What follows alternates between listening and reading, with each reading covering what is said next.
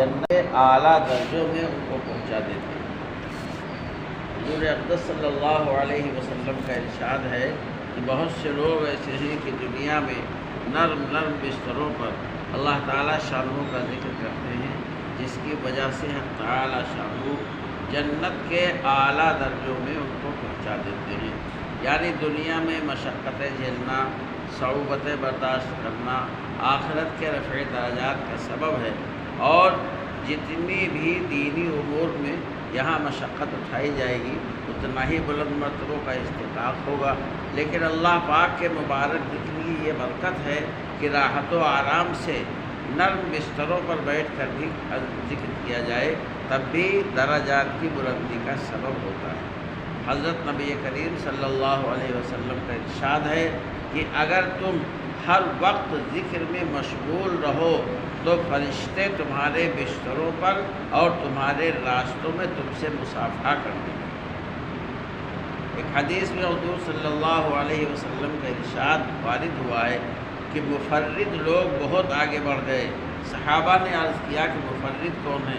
حضور صلی اللہ علیہ وسلم نے ارشاد فرمایا جو اللہ کے ذکر میں والہانہ طریقے پر مشغول ہے۔ اس حدیث کی بنا پر صوفیہ نے لکھا ہے کہ سلاطین اور عمراء کو اللہ کے ذکر سے نہ روکنا چاہیے کہ وہ اس کی وجہ سے درجات اعلیٰ حاصل کر سکیں۔ حضرت ابو درداء رضی اللہ تعالیٰ عنہ فرماتے ہیں کہ تو اللہ کے ذکر کو اپنی مسرتوں اور خوشیوں کے اوقات میں کر۔ بڑی اہم بات ہے۔ حضرت ابو درداء رضی اللہ تعالیٰ عنہ فرماتے ہیں کہ تو اللہ کے ذکر کو اپنی مسرتوں اور خوشیوں کے اوقات میں کر، وہ تجھ کو مشقتوں اور تکلیفوں کے وقت کام دے گا۔ ایسے اوقات میں آدمی اکثر اللہ کو بھول جاتا ہے۔ معلوم کیسی کیسی جب حالات پڑتے ہیں اور حالات میں بھی اور زیادہ آرام و راحت میں بھی زیادہ خوشیاں حاصل ہوتی ہیں، اس وقت بھی آدمی اللہ کو اکثر بھول جاتا ہے، اور جب پریشانیاں ہوتی ہیں اس وقت بھی اللہ کو بھول جاتا ہے۔ فرمایا مشقتوں میں، پریشانیوں میں، مصیبتوں کے وقت میں اگر اللہ کی نصرت، اللہ کی مدد اور اللہ کی یاد چاہتے ہو تو جو ہے مسرتوں میں، خوشیوں میں جب حالات تمہارے اچھے ہوں اس وقت اللہ کو یاد رکھو، اللہ تعالیٰ پریشانیوں کے وقت میں تمہیں یاد رکھیں گے۔ حضرت سلمان فارسی رضی اللہ تعالیٰ عنہ فرماتے ہیں کہ جب بندہ راحت کے، خوشی کے، مالداری کے اوقات میں اللہ کا ذکر کرتا ہے، پھر اس کو کوئی مشقت اور تکلیف پہنچے تو فرشتے کہتے ہیں کہ مانوس آواز ہے جو کمزور بندے کی ہے، پھر اللہ کے یہاں اس کی سفارش کرتے ہیں۔ اور جو شخص راحت کے اوقات میں اللہ کو یاد نہ کرے، پھر کوئی تکلیف اس کو پہنچے اور اس وقت یاد کرے تو فرشتے کہتے ہیں کیسی غیر مانوس آواز ہے۔ حضرت ابن عباس رضی اللہ تعالیٰ عنہ فرماتے ہیں کہ جنت کے 8 دروازے ہیں، ایک ان میں سے صرف ذاکرین کے لیے ہے۔ ایک حدیث میں ہے کہ جو شخص اللہ کا ذکر کثرت سے کرے وہ نفاق سے بری ہے۔ دوسری حدیث میں ہے کہ اللہ جل شانہ اس سے محبت فرماتے ہیں۔ ایک سفر سے واپسی ہو رہی تھی، ایک جگہ پہنچ کر حضور صلی اللہ تعالیٰ علیہ وسلم نے فرمایا آگے بڑھنے والے کہاں ہیں؟ صحابہ نے عرض کیا کہ بعض تیز چلنے والے لوگ آگے چلے گئے ہیں۔ حضور صلی اللہ علیہ وسلم نے فرمایا وہ آگے بڑھنے والے کہاں ہیں جو اللہ کے ذکر میں والہانہ مشغول ہیں۔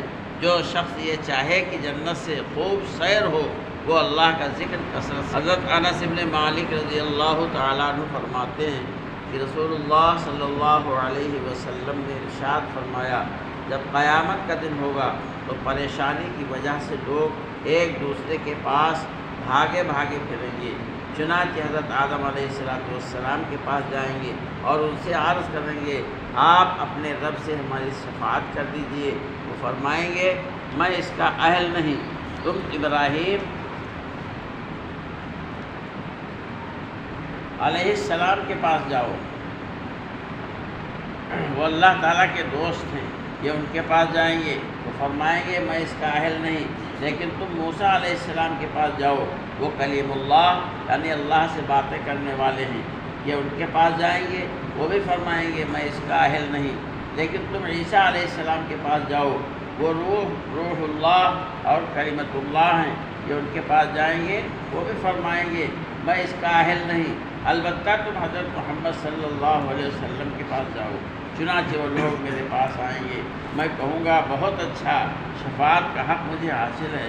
اس کے بعد میں اپنے رب سے اجازت مانگوں گا، مجھے اجازت مل جائے گی، اور اللہ تعالیٰ میرے دل میں اپنی ایسی تعریفیں ڈالیں گے جو اس وقت مجھے نہیں آتی۔ میں ان کلمات کے ساتھ اللہ تعالیٰ کی تعریف کروں گا اور سجدے میں گر جاؤں گا۔ ارشاد ہوگا محمد سر اٹھاؤ، کہو تمہاری بات مانی جائے گی، مانگو ملے گا، شفاعت کرو قبول کی جائے گی۔ میں عرض کروں گا یا رب میری امت یعنی میری امت کو بخش دیجیے۔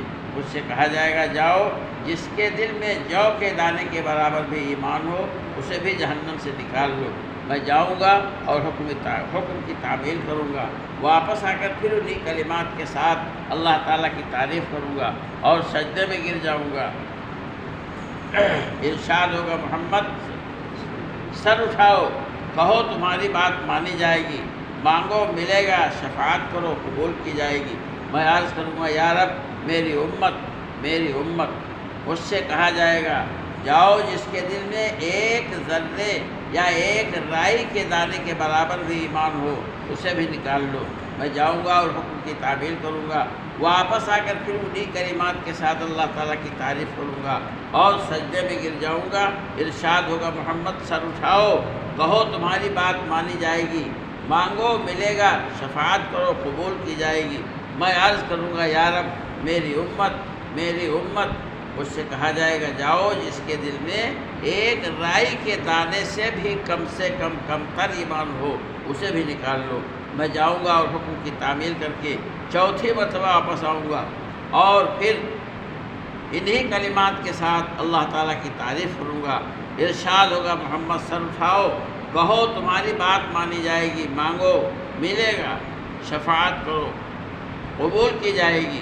میں عرض کروں گا میرے رب مجھے ان کے نکالنے کی بھی اجازت دیجیے، مجھے ان کے نکالنے کی بھی اجازت دیجیے جنہوں نے کلمہ لا الہ الا اللہ محمد الرسول اللہ پڑھا ہو۔